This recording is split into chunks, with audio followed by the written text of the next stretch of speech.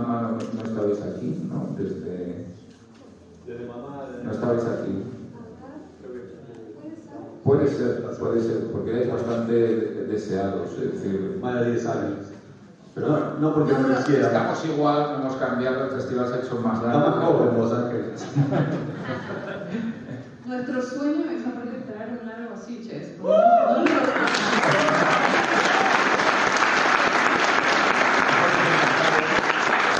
Nuestro sueño, a ver si lo seleccionan, ¿no? Vamos a ver. Eso es lo más difícil. Película, mucho amor, pero hay que tiene que pasar.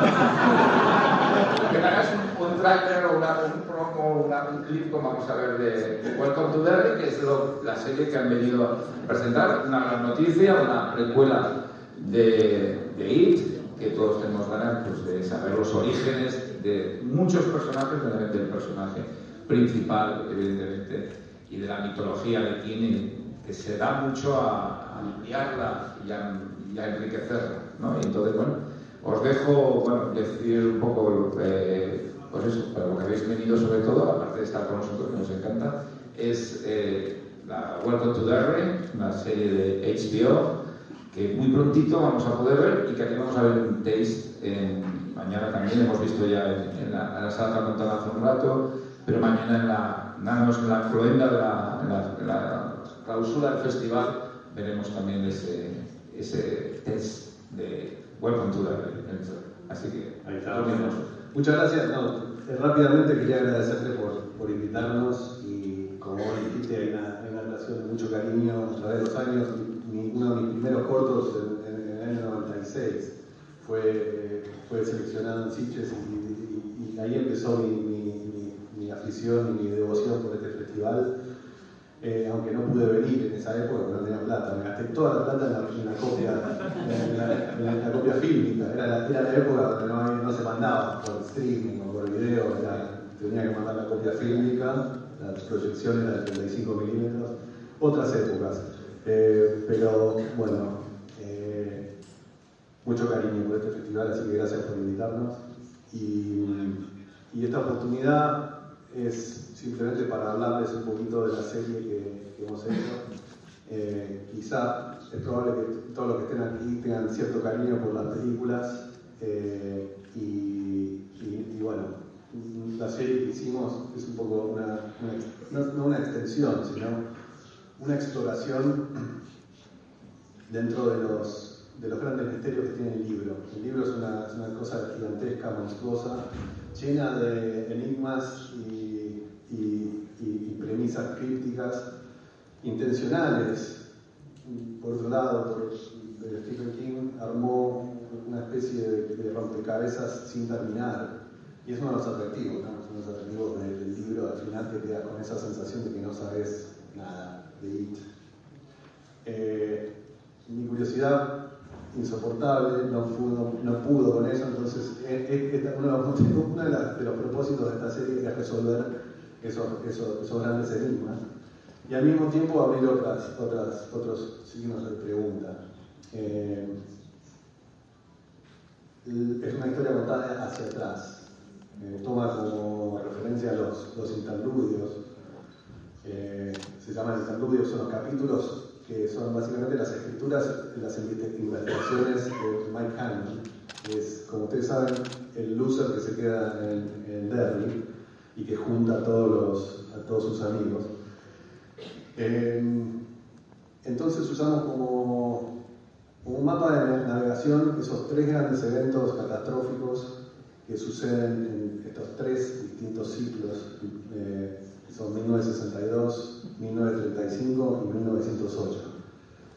La intención es crear una historia que para mí es una historia escondida, que sale un poco de los enigmas, ¿no? Entonces, esos grandes enigmas que se plantean, nosotros creamos una historia. Entonces, hay una especie de divergencia del libro, porque la historia va hacia, a pesar de que se nutre mucho de estos grandes eventos, la historia final, el gran arco de la historia va hacia un camino que quizás es inesperado para los lectores del libro, porque es una historia nueva.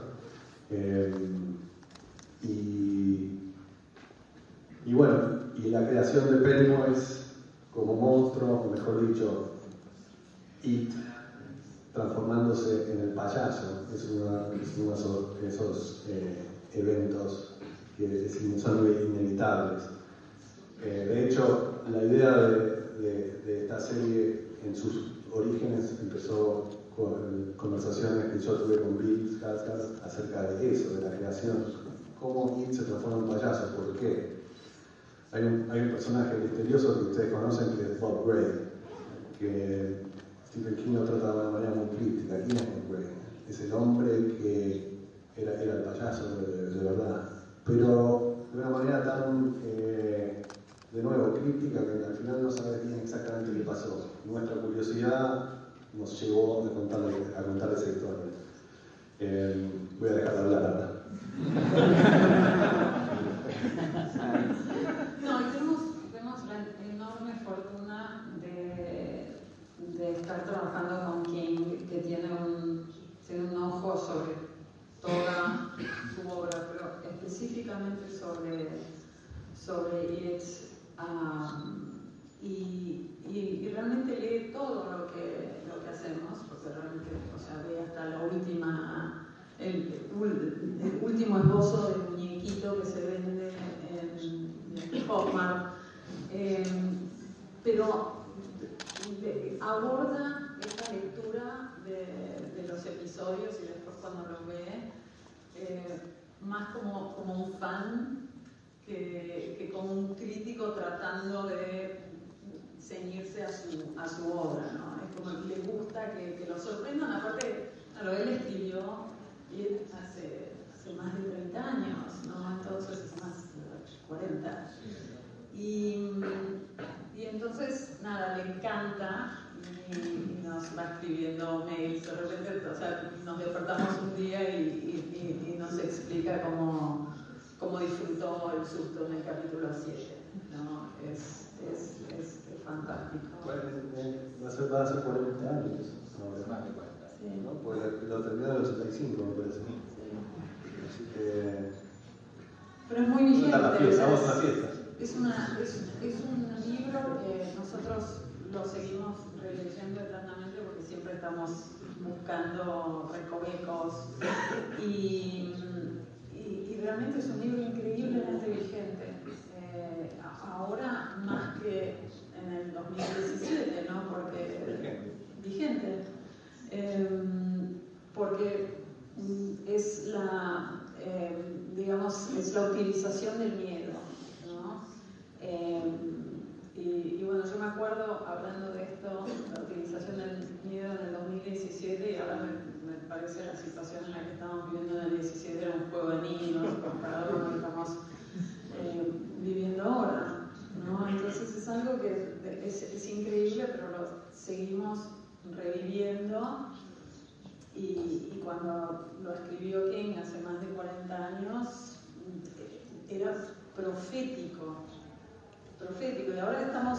Pero bueno, era relevante que el miedo fue utilizado como arma por los poderes desde el Imperio Romano, pero ahora mucho más relevante que quizás hace 40 años. Más notorio, TikTok. ¿Cómo habéis utilizado un poco esa geografía imaginaria que está en toda la obra de King, que se sitúa en un punto muy claro, ¿no? Que es la zona donde él mismo desarrolla parte de su vida y vive, ¿no? Que es la zona de Maine, ¿cómo habéis ese Derry y que pues como tantas ciudades imaginarias del universo de King tienen un trasfondo incluso psicológico, toda la gente que vive ahí, las horrores o los dramas que ocurren en esos lugares, ¿no? En este caso hemos visto temas sobre Castle Rock, sobre otras ciudades, pero ¿cómo habéis jugado con esa geografía imaginaria? Es un punto que a mí me fascina de Stephen King, ¿no? Y de Iten especialmente. Bueno, hay una casualidad que se llama Bienvenidos a Derry, así el título de esta serie, porque el pueblo es el protagonista. Una de las apreciaciones que uno de los personajes hace, una de las reflexiones en el libro es Derry es It, y It es Derry. Como que son de alguna manera inseparables. Y eso parte también de la exploración. Y hay básicamente una inflexión en la historia que claramente le muestra a la audiencia por qué It es Derry. Lo van a ver en el capítulo 5. No, sí, una cosa que agregar es, no sé si han visto el trailer, pero en el trailer hay un plano en el que Andy decidió llevar lo que le llamamos la niebla de Derry, que es esta especie de capacidad que tiene la gente de Derry de ignorar lo malo, lo que da terror, y Andy puso físicamente la niebla. O sea, eso fue un error. ¿Por qué? Bueno, porque la niebla, yo no quise ilustrar la niebla, porque en el libro le llaman la niebla the fog a toda esta incapacidad de la gente de realmente ver lo que está pasando. Hay un momento que en la conclusión van a ver una niebla. Que yo no se ve una niebla, pero que no es necesariamente atada a la niebla mental, que es como un poco más metafórica. ¿Es la misma niebla? Es absolutamente la misma niebla.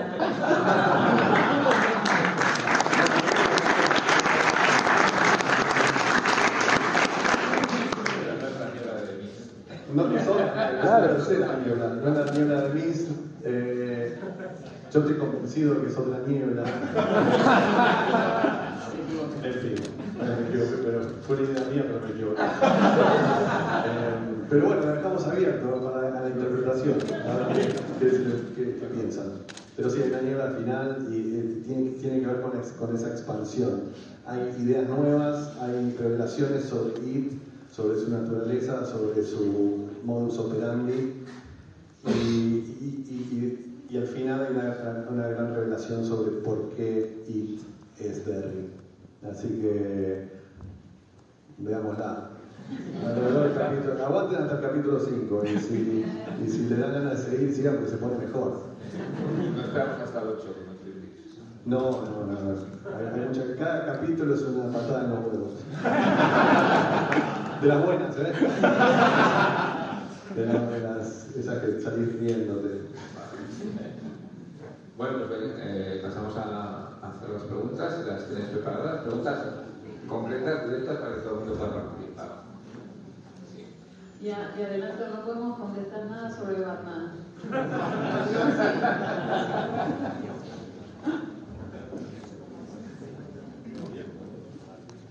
Hola, buenas tardes. Ante todo, muchas gracias por vuestra amabilidad, Andy, por vuestra empatía, porque aparte de ser un genio y un director, sabéis que podéis ser buenas personas y eso para el fandom de Sitges, Club de los Perdedores, es muy importante. Gracias. La pregunta es, bueno, este año cumple 50 años esta película, la obra maestra Tiburón, hasta que llegó un genio de Avellaneda y la superó como película de terror con mayor recaudación. ¿Te dio vértigo en ese momento para hacer la segunda parte y la serie, entrar en este mundo así, digamos, ya tan grande? No, pues la presión propia es suficiente. La presión que uno se pone como para encima pensar en las presiones externas. No, la verdad que fue una gran, obviamente, Tiburón o Jaws es incomparable con cualquiera de estas películas que estamos haciendo, pero sí, fue obviamente una alegría, porque sobre todo tema de recaudación es una especie de reflejo de que al final es una película que gustó, y ese reconocimiento es importante. Presión para la segunda no había, era propia la presión de, digamos, artísticamente hacer algo equivalente a la primera. Me salió, no sé. A mí me gusta la segunda. A mí me gusta más la segunda. A mí me gusta más la segunda. No, yo también. Uno. también. Yo me gusta la segunda. Muchas gracias. La dos. Es un poco largo. agregar una cosita con eso. Nos dieron la fecha de estreno de la segunda el fin de semana que abrió la primera. Entonces no tenés tiempo de presión. Entonces hay que bajar la cabeza y trabajar.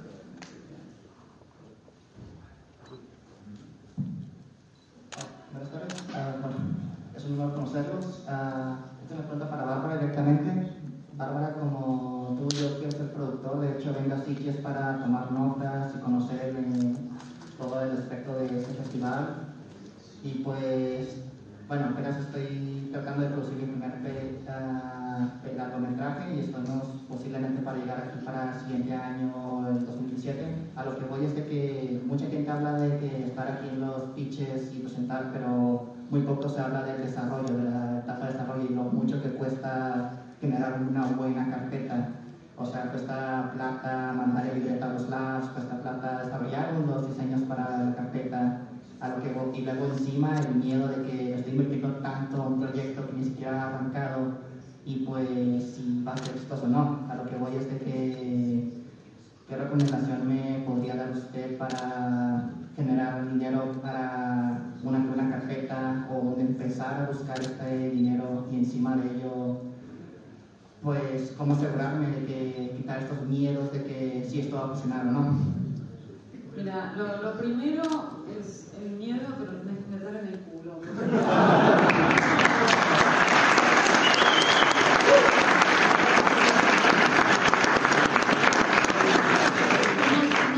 No sirve para nada. O sea, lo único que hace es paralizarte y hacer que tengas que estar repensando. Hay que eliminarlo. Y lo que recomiendo es que te cases con una idea en particular, especialmente en este momento. Después podés diversificar y tratar de dar varias cosas en desarrollo, ¿no? Pero en este momento es básicamente tener una idea absolutamente crucial y darle con toda. ¿Cómo recaudar dinero?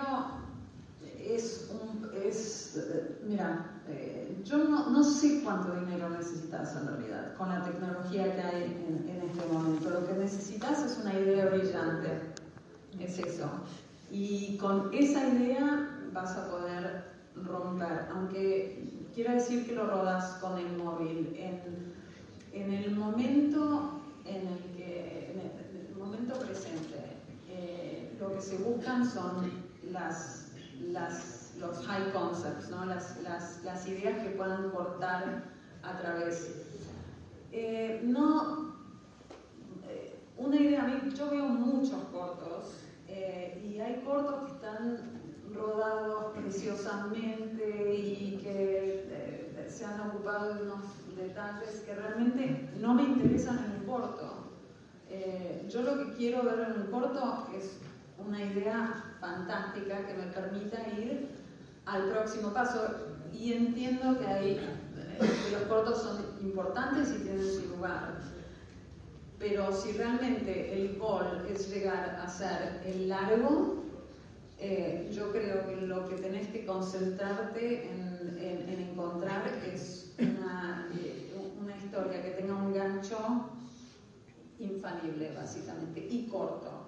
Porque lo que hace un corto es que lo ve mucha más gente. Y esto, viste, es doloroso cuando le decís a un estudiante no hagas un corto de 12 minutos porque la gente no lo mira. Pero es verdad, hay muy poca gente en la industria que tiene esos 12 minutos. Mira un corto de 17 minutos, después otro de 18, otro de 22. No, pero ahora, o sea, no. parte del éxito del corto de mamá es que era muy corto, era un corto de 3 minutos, entonces lo vio todo el mundo y le llegó a la gente que decidió apoyarnos. El corto de mamá es, yo estoy muy feliz, muy orgulloso, pero no es perfecto, no es perfecto bajo ningún ojo, ¿no? Pero nos ayudó a dar el próximo paso. no sé si contesté tu respuesta, porque lo que querías es que te dijera dónde encontrabas el dinero. Pero la verdad que el dinero va a llegar más fácil cuando si haces un corto que tiene un impacto especial. Y me parece que es lo que vos dijiste primero, encontrar una idea brillante, que eso es lo más difícil. Y después es todo más fácil, porque todo el mundo que invierte quiere, cuando ve una idea brillante, quiere invertir en eso y hacer una película y participar de eso. No solo con mamá, tampoco voy a decir que es un corto brillante, pero lo vimos suceder muchas veces en la industria, ¿no? Tener un corto con una idea donde te quedás al final, bueno, ¿cómo sigue la historia? Eso es lo más importante. Y después todo se hace más fácil. Hola, bienvenidos, gracias por estar aquí. Antes Bárbara comentaba el tema de la relación con Stephen King, que es afable, que es y os observas desde el lado del fan, con curiosidad por lo que hacéis con su material. Yo me preguntaba cuáles han sido las diferencias, o qué miedos surgen, o cómo afrontáis cuando estáis adaptando un material ya hecho y tenéis que hacer la adaptación, las libertades que tenéis con ese material, y cuando estáis inventando sobre ese mismo referente, sobre ese mismo producto. ¿Cuáles han sido un poco esas diferencias? Si crees que trabajas más libremente inventando que adaptando, o si vas con más miedo por traicionar algo cuando inventas o cuando adaptas. No sé, un poco las diferencias, miedos, etc. No, toda la creatividad y la invención, incluso la adaptación, sale de una sensación muy interna, que es la sensación que uno tiene del libro y de las emociones. Entonces, conociendo el libro tanto como lo conocíamos nosotros, que lo habíamos leído de adolescentes y después, 30 años más tarde, lo leemos de nuevo, reavivando todas esas emociones, todo sale de ahí, como que no sale ya porque no hay otra fuente. La fuente no es el libro, es tu interpretación del libro. Y como hay una interpretación y una visión que ya está ahí, es fácil saber lo que es importante para uno. Obviamente hay un trabajo racional también, que tiene que ver con adaptar un libro tan grande a una película. Pero no hay miedo porque la verdad es que es un libro que cuando empezás a escuchar a los fans del libro, nos pasó cuando, antes de que la película saliera, cada persona tenía una experiencia distinta con el libro, una visión distinta, cada uno quería ver una cosa distinta del libro que le había pegado en especial. Y algunos querían ver a Drácula, otros querían ver a Frankenstein, otros querían ver era muy importante ver la encarnación de la criatura de la Laguna Negra. Para mí, como sabrás, ninguna de esas encarnaciones está en la película. Pero hay otras cosas que eran más importantes para mí. Sobre todo las emociones, ¿no? Las emociones, el primer amor, la sensación de amistad, de pérdida.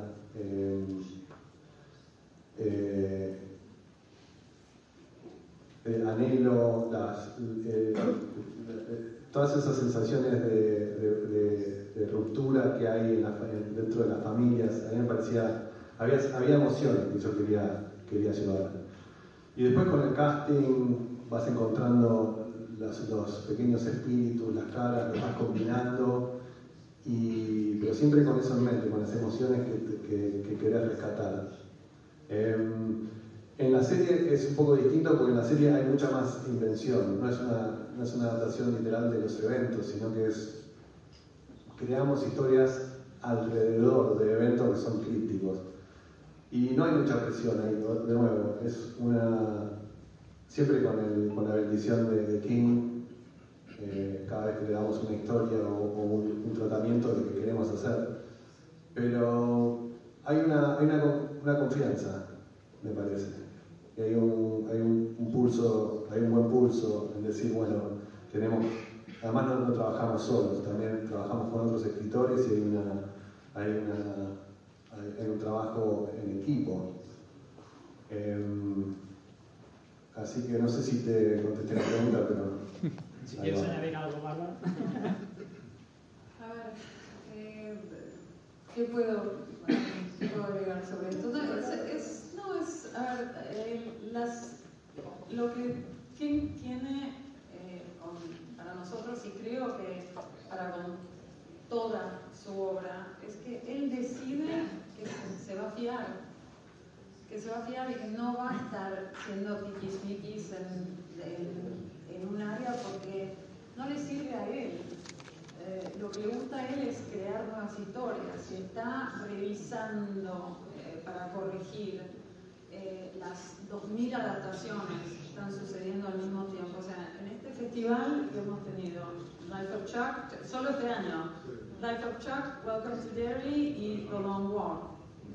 3, o sea, es una máquina, porque él ha decidido que es así. Él ha decidido que le gusta que sus películas sean adaptadas, hace que los productores puedan opcionar su trabajo muy fácilmente si les tiene respeto y cariño, a partir de ahí se comporta como una persona que confía en lo que estás haciendo, ¿no? Con esa confianza hace que los cineastas estén mucho más cómodos adaptando. Que hay adaptaciones en Hollywood y en cualquier país del mundo, en cualquier industria de cine, que son una pesadilla, que tenés al autor del libro respirándote en el cuello. No vamos a hablar de cuáles, pero hay unas cuantas, y claro, ¿para qué sufrir? ¿No? Es ridículo, ¿para qué sufrir de los dos lados? ¿No? El autor del IP y después el adaptador, es una tortura. El libro siempre está ahí y luego tendrás la película, así que... ¿Cómo? Que digo que el libro siempre estará ahí cuando quieras volver al libro, y tendrás la película si quieres ir a la película. Definitivamente. Gracias. Hola, Bárbara, Andy, gracias por estar aquí. Yo soy estudiante de cine y quiero ser director. Entonces también quiero dar las gracias porque haber sido por el universo de IT que habéis creado. Solamente no estaría estudiando cine ni tendría este sueño, así que gracias por eso. Y un poco por ahí, Andy, va mi pregunta. ¿Qué te sirvió a ti durante tus años de estudio cuando no tenías los medios de los que después, por suerte, pudiste disponer para hacer esas películas? ¿Y cuáles esas recomendaciones que te gustaría darle a tu Andy del pasado que estabas estudiando? Por un lado, películas. Todas las películas que no había visto. Es una motivación permanente, y el descubrimiento de nuevos cines. Podés pasar toda una vida. Yo no llegué ni a un cuarto de todas las películas que me gustaría ver, pero era una de las motivaciones, seguir viendo y aprendiendo, pero sobre todo hacer. Había un deseo y una necesidad adolescente casi de hacer, porque claro, cuanto más joven sos, más confianza tenés. Es una extraña la arrogancia del que no sabe, y que por algo está ahí. El que no sabe lo que no sabe, pero hay una confianza que te arroja. Y yo veo mis primeros cortos y que son un desastre. Y digo, ¿cómo le puse tantas ganas a esta mierda? Pero es inevitable. O sea, hay algo en la naturaleza que te dota de esa seguridad, porque tenés que equivocarte para aprender. Entonces, y así se aprende, y así te vas refinando como director, viendo películas y equivocándote mucho. Esto lo dice también Guillermo, que es uno de nuestros como paradigmas, ¿no? Es uno de los grandes maestros, que dice el fracaso es uno de los grandes maestros, pero tiene toda la razón del mundo. Pero para equivocarse hay que hacer. El problema de no hacer es que te vas a equivocar demasiado tarde. Tenés que hacer lo suficiente como para equivocarte rápido y seguir aprendiendo. Esas dos cosas. Sí.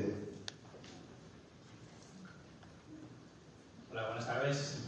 Gracias por estar aquí y bienvenidos de nuevo a Sitges.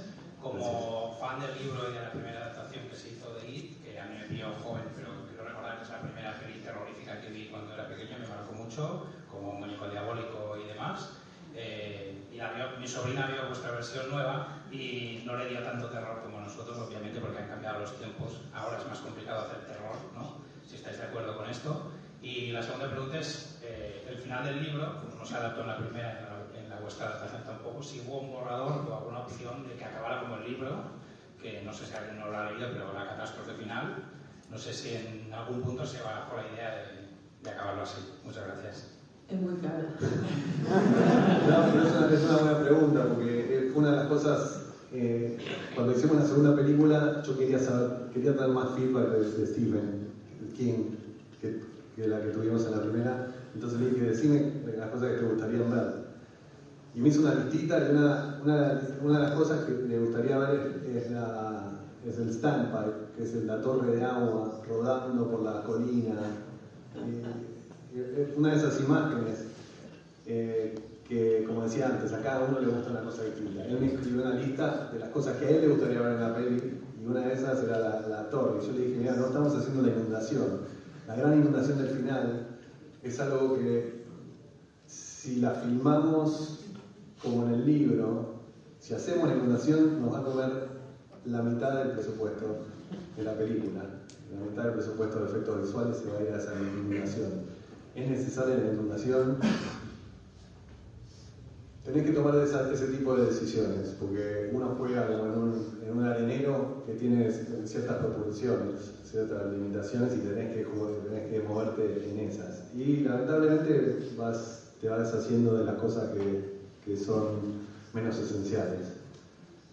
Es un gran final. Cinematográficamente una inundación hubiera sido fantástica, y ver al pueblo de Derry cayéndose en los agujeros y cayéndose en las cavernas de las cloacas y eso, pero era prohibitivo. Entonces nos focalizamos en las cosas esenciales, y algún día quizá habrá una versión del hundimiento de Derry, quizá inteligencia artificial,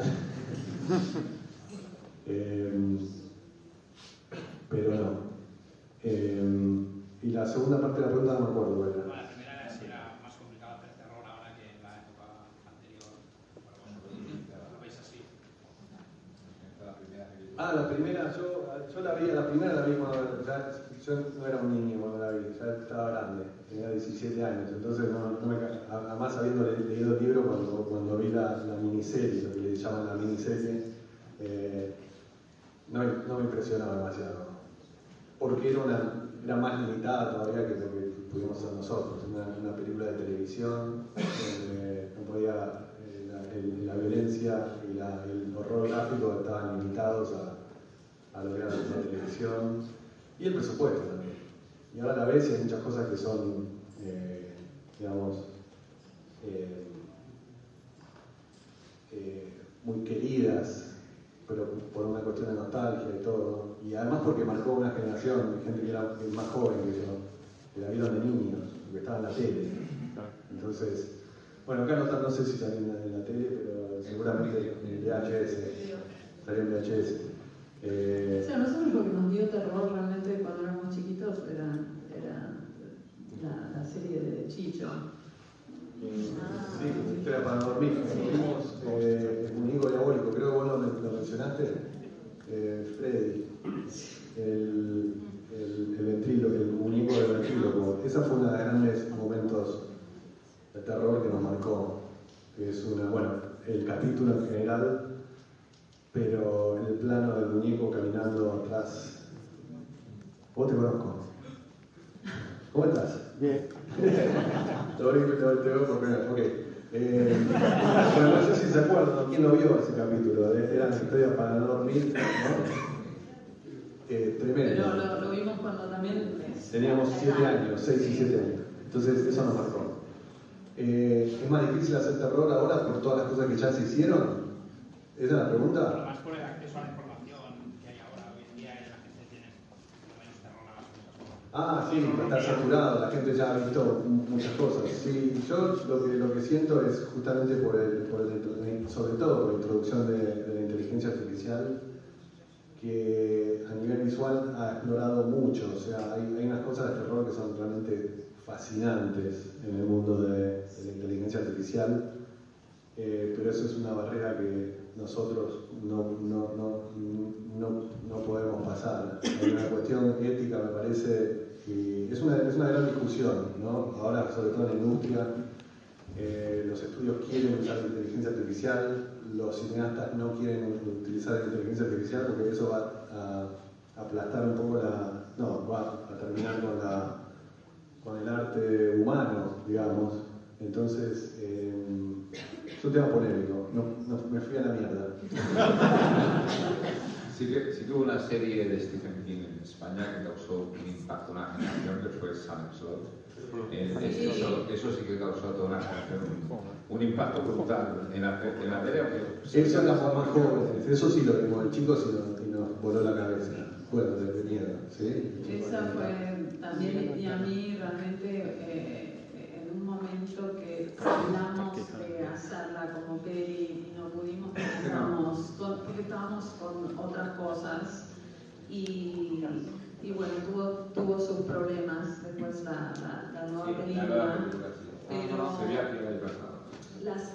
la serie es con David Soul todavía marcado en el... Monumental, además visualmente increíble. O sea, una película de televisión que tan efectiva a nivel visual, el impacto visual de lo que hicieron con los ojos, el chico en la ventana. El hermanito flotando. Muy fuerte. Sí. Hola. Bueno, primero de todo, muchas gracias por estar aquí los dos. Entonces, en la película de 2017 y luego la segunda parte, se dan un poco de indicios del personaje de la tortuga Maturín. Entonces, para esta serie, que decís que queréis tratar el origen de It y del payaso Pennywise, ¿vais a tratarlo en profundidad o solo serán destellos de existe? En caso de que sea así, ¿nos podríais decir algo? Te voy a dar una respuesta crítica, pero clara y misteriosa al mismo tiempo. Pero hay una clara intención de revelar yo lo llamo el iceberg debajo del agua, que tiene que ver con la mitología, con la gran mitología del otro lado. Lo que tiene el libro es que está visto muy de la perspectiva de los seres humanos. Entonces, todo lo que es del macroverso es una cuestión especulativa. Son todas preguntas que se hacen los losers. Hay 2 páginas en un libro de 1200 páginas, hay solo 2 páginas en la cual escuchamos la mente de It. Y es rarísimo. Es un capítulo que se llama Algo Distinto, me parece, y habla de lo que siente It por primera vez cuando ve que un grupo de niños se junta y se le enfrenta. Y es una mente infantil casi la que habla. Escuchamos una mente muy básica que te habla de la tortuga, te habla del macroverso. Vamos a ver mucho más. Me parece que hay a lo largo de las 3 temporadas deseadas, porque acá vamos a hacer la primera, va a haber 2 temporadas que van a continuar el gran arco de la historia, y que básicamente abrimos una ventana hacia el otro lado, a través de distintos personajes y distintas percepciones. Vamos a ver lo que hay del otro lado, va a haber una influencia de la tortuga, vamos a entender un poco más el rol de la tortuga, de Maturin en esta gran historia, y la relación que hay entre esta dimensión y el mundo del macroverso. Va a dar una claridad y, como te digo, vamos a ver el iceberg debajo del agua en cuanto a la gran mitología de It, que está relacionada obviamente con la Torre Oscura y otros cuentos y otras obras de Stephen King. Bueno, Andy y Bárbara, ¿cómo están? Muchas gracias por esta oportunidad, por la conversa. Yo soy uruguayo y quería agradecerles también por poner a tomar mate de Stephen King en una película, que es algo muy hermoso. Y nada, tengo la suerte de estar en el festival justamente presentando un cortometraje de terror y quería preguntarles a ustedes cómo fue su experiencia con el cortometraje y cómo fue todo este proceso de convertir la película corto en el largo que fue después Mamá, que además me parece que es una película increíble y creo que potencia aún más lo que ya estaba planteado en el corto, ¿no? Y como una vuelta de tuerca súper interesante en esto de que el fantasma en vez de aterrar en realidad tiene algún vínculo con estas niñas y qué sé yo. ¿Cómo vivieron ese proceso? ¿Cómo fue esto de pasar del corto al largo? Un poquito por ahí. Gracias. Nosotros hicimos el corto acompañando, nosotros empezamos haciendo publicidad y éramos conocidos, la marca que teníamos era hacer publi de comedia, ¿no? Y queríamos hacer un largo, escribimos un largo, pero claro, no teníamos una prueba visual de que Andy podía dirigir algo que diera miedo, ¿no? Entonces decidimos hacer este corto, Mamá, que lo hicimos con una pistola en la cabeza porque encontramos una localización que le encantaba a Andy y hablé con la dueña de esta casa y nos dijo la derrumbo en un mes, así que si la quieres usar tenés poquito. Y bueno, empezamos a correr, rodamos el corto sin saber quién era, o sea, antes de rodar no sabíamos quién era esta presencia. Decidimos 3 días antes de rodar que era la madre de estas criaturas y claro, eso hizo que tuviéramos este corto que presentaba una pregunta, no había respuestas en este corto. Por suerte tuvo éxito, por suerte lo vio mucha gente porque era corto. También gracias a Ángel, que lo vio del festival. Y bueno, claro, pero a nadie le interesaba el largo que habíamos escrito, ¿no? Porque querían ver más sobre este corto. Porque el corto era una especie de ejercicio de estilo. Sí. Aplicado a una otra historia, era otra historia de fantasmas. Se llamaba El Anhelo, y es un guión que todavía está en un cajón. Sí. Pero bueno, cuando el gordo se nos acercó, porque vio el corto, me dijo, bueno, yo lo voy a ayudar, lo voy a ayudar a hacer esta película. Si la quieren hacer en español por 2 millones o en inglés por 20, ustedes deciden, pero si la hacen por 2 en español, les van a hacer un remake en inglés por 20 y les va a dar mucha rabia. Entonces, dijimos, bueno, vamos a hacer el intento en inglés, ¿no? Pero fuimos una anécdota fantástica. Desarrollamos un guión de Mamá y el gordo lo lee y nos dice, bueno, pero ¿dónde está la secuencia del corto? Y nosotros decimos, bueno, no está porque ya está en el corto. Y nos dice, bueno, ¿quieren estar en desarrollo por los próximos 10 años? Entonces la volvimos a meter en la película y ahí tiramos para adelante. Pero lo que te diría, sobre todo si tenés el corto hecho, ya prepárate para correr en este momento. Y mantenete abierto. O sea, nosotros creo que teníamos terror, ¿no? Y ayer estuvimos hablando con un par de cineastas que tenían terror a dar el próximo paso, sea tanto en largo en español, en inglés, en lo que sea. Mantenete abierto, porque no te pierdas ninguna oportunidad. Mantenete abierto a lo que te ofrezcan, todo lo puedes cambiar, todo lo puedes llevar a un lugar, digamos, que te haga sentir orgulloso. Pero es lo mismo, la base es exactamente lo mismo. El miedo no sirve para nada. Entonces hay que tirarse a la pileta. No sé si eso va a servir. La piscina. Y me acuerdo de la secuencia que es muy graciosa porque es como el corto, pero en vez de aparecer el monstruo aparece Jessica Chastain, ¿no? En la secuencia. Es distinta, la película va a ser distinta. Pero funciona, es como un easter egg casi. Sí. Bueno, pues hasta aquí el encuentro. Seguimos con...